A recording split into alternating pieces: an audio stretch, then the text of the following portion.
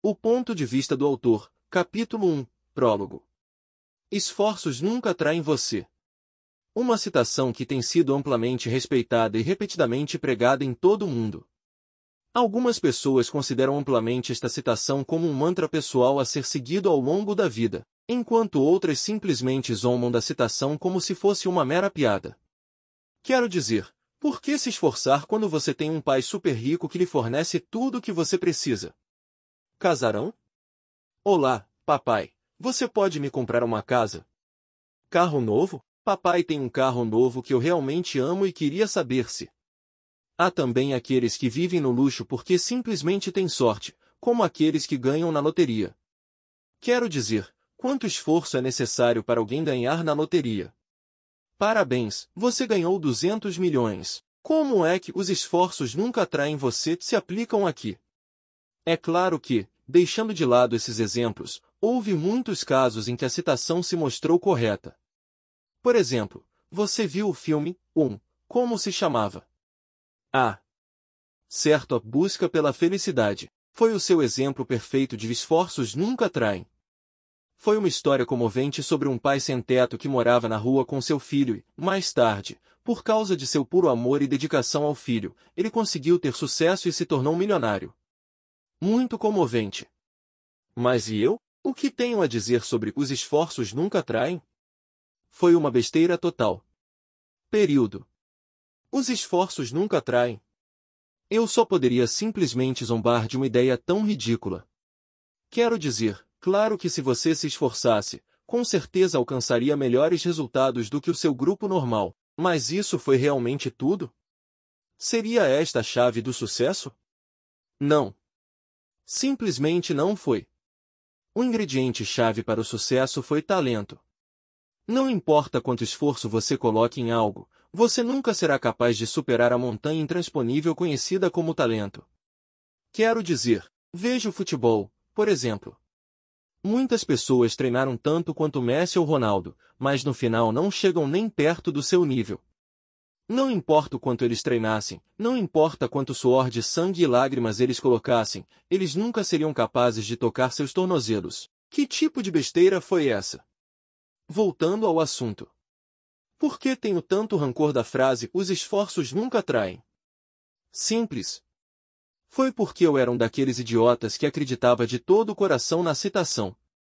Veja, meus pais morreram quando eu tinha 14 anos. Um bastardo ficou bêbado e os atropelou. Eu não conseguia lembrar quantas vezes chorei até dormir por causa do acidente. Meus pais não tinham irmãos e meus avós, maternos e paternos, já haviam deixado o mundo, tornando-me órfão. Felizmente, eles tinham dinheiro suficiente na conta bancária para me durar até o final da escola e, portanto, estudei como se a vida dependesse disso. Quero dizer, literalmente foi. Estudava horas e horas a fio, só para poder me matricular na prestigiada universidade e mais tarde encontrar um emprego adequado para mim. Mas espere. Como eu poderia me dar ao luxo de ir para a universidade? Quero dizer, a universidade geralmente custa muito dinheiro. Um empréstimo bancário? Eles emprestariam para alguém que não tivesse pais nem bens? Bem, eu tentei, mas no final fui rejeitado pelo governo. Mas havia um jeito. Uma bolsa de estudos. Se eu conseguisse uma bolsa de estudos, poderia frequentar a universidade sem pagar um único centavo. Felizmente, a universidade a única perto de mim, ofereceu um programa de bolsas de estudo perfeito para mim. Um dos meus professores ouviu dizer que só oferecem uma bolsa de estudos por ano para os alunos da escola que frequentei. Mas isso foi o suficiente para mim. Se eu estudasse bastante e conseguisse uma pontuação alta o suficiente, definitivamente havia uma chance. E assim estudei tanto que todos os amigos que fiz ao longo dos anos se afastaram. Mas eu estava bem com isso. Contanto que eu pudesse frequentar a universidade eu poderia fazer todos os amigos que quisesse, era o que eu pensava naquela época. Mas olhando para trás agora, eu só conseguia rir de como eu era ingênuo naquela época. Graças a todo o esforço que fiz consegui ficar entre os 1% melhores nos exames nacionais, mas no final a bolsa que tanto desejava nunca chegou. O engraçado é que só descobri mais tarde que quem recebeu a bolsa tinha, na verdade, uma classificação inferior à minha. Aparentemente, seu pai era uma pessoa altamente influente e o ajudou a garantir a bolsa de estudos para ele. Essa bolsa deveria ter sido minha. Todas as noites sem dormir e dias solitários que passei tornaram-se inúteis. O que é ainda mais frustrante foi o fato de que o pai tinha condições de mandar o filho para a universidade sem bolsa de estudos. Já que você pode pagar, por que não dá-lo a alguém que realmente precisa? Eu queria me candidatar a bolsas de estudo em outras universidades, mas todas elas ficavam fora da minha cidade e eu não tinha dinheiro para me mudar. Naquele momento, tendo esgotado todas as economias da minha família, eu estava muito pobre. Eu mal conseguia me alimentar com empregos de meio período. Como eu poderia estudar em outra cidade onde o aluguel estava além do que eu poderia pagar? E assim, sem escolha, abandonei todos os estudos e continuei a frequentar empregos de meio período. Eu lentamente afundei na depressão e encontrei uma rota de fuga em comida, mangá e novelas da web. À medida que ganhei peso e comecei a ganhar mais quilos a cada dia que passava, tornou-se cada vez mais difícil para mim continuar a trabalhar a tempo parcial, pois ficava sempre sem fôlego depois de ficar em pé durante mais de 10 minutos. Felizmente, encontrei um novo hobby, escrevendo web novels. No início, considerei isso um hobby para passar o tempo, mas depois, à medida que mais e mais pessoas começaram a ler meu romance, um fogo há muito extinto acendeu-se dentro de mim, levando-me a continuar escrevendo. E eu consegui. Meu primeiro romance foi um sucesso e o dinheiro começou a entrar. Descida do herói. Descrição: Cifer, um menino órfão de uma vila pobre, espera um dia se tornar um herói e embarca em uma difícil jornada para lutar contra todas as probabilidades e se tornar um herói. Avaliação: 4,7, 513 comentários. Visualizações: 5,5 milhões de palavras, 1,3 milhões. Claro que foi a típica história de herói vs rei demônio, mas o que eu poderia dizer? Contanto que eu goste e ganhe dinheiro, vai servir, certo? Pelo menos foi o que pensei no início, mas com o passar do tempo e com o lançamento do meu segundo e terceiro romances, fui perdendo o interesse aos poucos. Não foi porque eu odiava escrever, não, foi simplesmente por causa do que fui feito para escrever. Como eu estava atendendo aos meus leitores, aos poucos comecei a me afastar do que gostava de escrever. Comecei a escrever coisas que não gostava. Por exemplo, as pessoas adoravam o fanservice, mas era muito desconfortável do ponto de vista do escritor. Especialmente para uma virgem como eu. Felizmente tive a internet para me ajudar, mas foram coisas assim que fizeram minha paixão por escrever diminuir. Quero dizer, quem gostaria de escrever sobre colocar pepino na boca? Certamente não eu. E embora eu tenha feito exatamente o que meus leitores pediram, com exceção do primeiro romance, nunca encontrei meus romances chegando ao mercado. E aqui estava eu hoje olhando fixamente para meu laptop. O som monótono da minha digitação no teclado ecoou dentro do meu quarto, o mesmo padrão chato repetido como em qualquer outro dia. Acordar. Comer. Repita. Terminando minha última frase, pressionei o botão salvar no canto superior direito da tela e cliquei em enviar. Soltando um longo suspiro, olho atordoado para o teto. Quanto tempo terei que continuar fazendo isso? Balançando amargamente a cabeça, olho para a seção de comentários dos meus romances. Gogui 85. O autor-san, sinto que sua escrita está ficando cada vez pior, _Vebo, respondendo a Gogui 85. Concordo totalmente com você. Este romance tinha muito potencial, mas sinto que ultimamente a história começou a descarrilar. Truck Driver, concordo totalmente com você, cara. Existem muitos buracos na trama e Deus machina. Está ficando ridículo. Boivondir, obrigado pelo novo capítulo. Kvilig Star, caiu. Bob Monster, ei, onde estão as cenas Ekshi? Rosterboy 65, o cara é casado com Mary Sue. Ban. Porra! O que você quer dizer com minha escrita está piorando? Batendo na mesa com o punho, fiquei furioso com meu computador. Estou cansado dessa merda. Fechando o laptop, tentei me acalmar com força. Ficar com raiva não era bom para minha pressão arterial. Foi a típica história fraca forte, mas ao contrário dos meus romances anteriores, este foi ambientado em um cenário futurista moderno. O pano de fundo da história começa em 1980, onde ocorreu o Grande Cataclismo.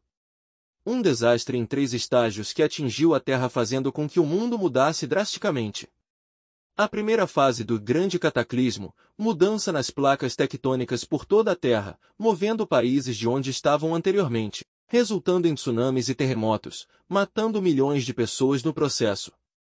A mudança repentina nas placas tectônicas fez com que o mapa mundial mudasse permanentemente, passando a haver apenas uma massa de terra cercada por água. A segunda fase do Grande Cataclismo, enormes portais começaram a aparecer onde espécies desconhecidas que mais tarde foram identificadas como demônios e outras raças começaram a surgir. No início, eles eram dóceis, mas assim que consideraram a humanidade fraca, começaram a atacar por todo o lado. Mas com grandes desastres vêm oportunidades. À medida que os portais apareceram, a humanidade conseguiu obter acesso à humana. Uma força especial que permanecia em toda a atmosfera e se originava de outros mundos. Isso permitiria que os humanos fizessem coisas que apenas sonharam em fazer no passado, como invocar bolas de fogo ou cortar metal. Por último, a terceira fase do Grande Cataclismo, isso acontece perto do final do romance. E foi quando as forças do mundo demoníaco iniciaram uma invasão em grande escala da Terra. 10 anos após o segundo cataclismo, 3 facções governaram o mundo.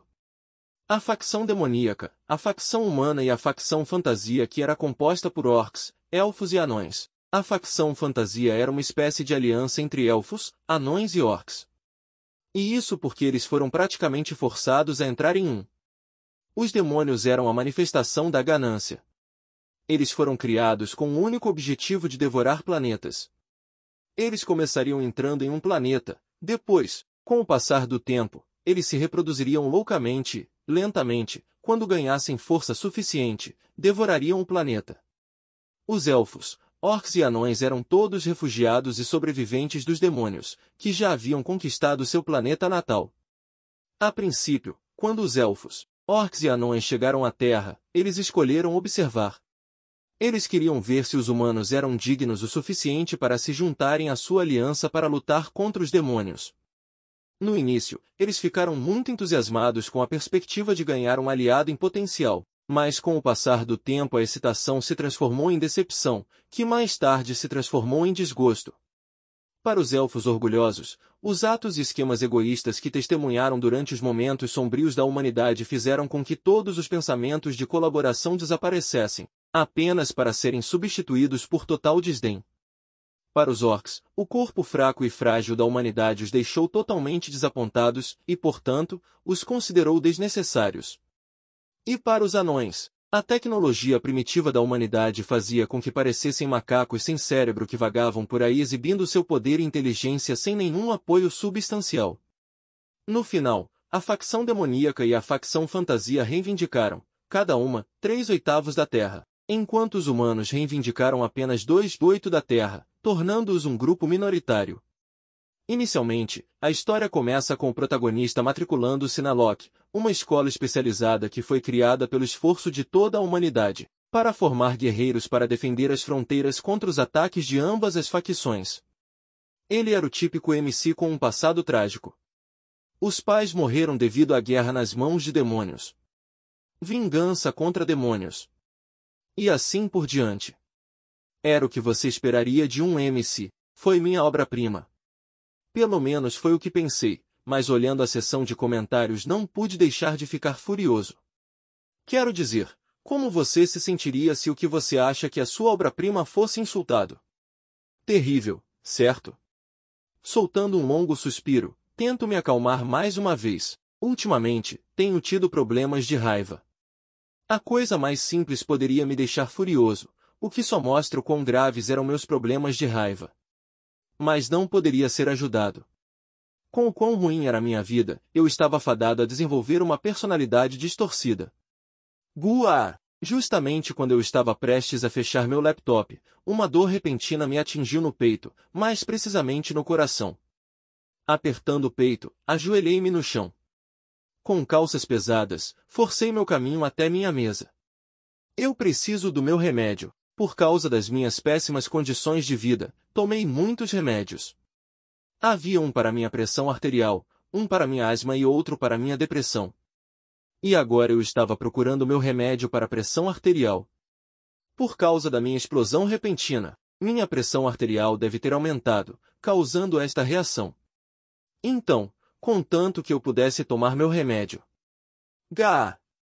Caindo de joelhos, minha visão fica embaçada. Estava começando a ficar cada vez mais difícil respirar. Ah, é assim que minha vida de merda termina. Essas foram as últimas palavras que escaparam da minha boca antes de eu descobrir que o mundo inteiro ficou preto.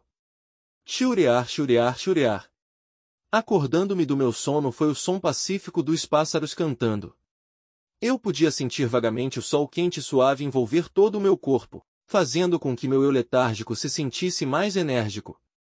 Abrindo os olhos, me vi dentro de um apartamento de um quarto. Esfregando os olhos para ter certeza de que ainda não estava dormindo, pisquei algumas vezes e mais uma vez olhei para o estranho ambiente.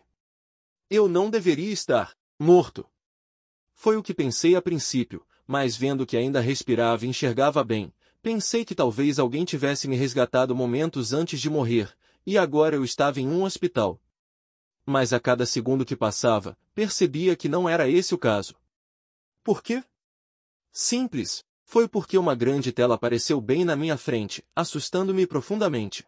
Status: nome, Handover. Classificação: G, força, G, agilidade, G, vigor, G-, inteligência, G, capacidade de mana, G, sorte, E, charme, G-, profissão, esgrima nível 1.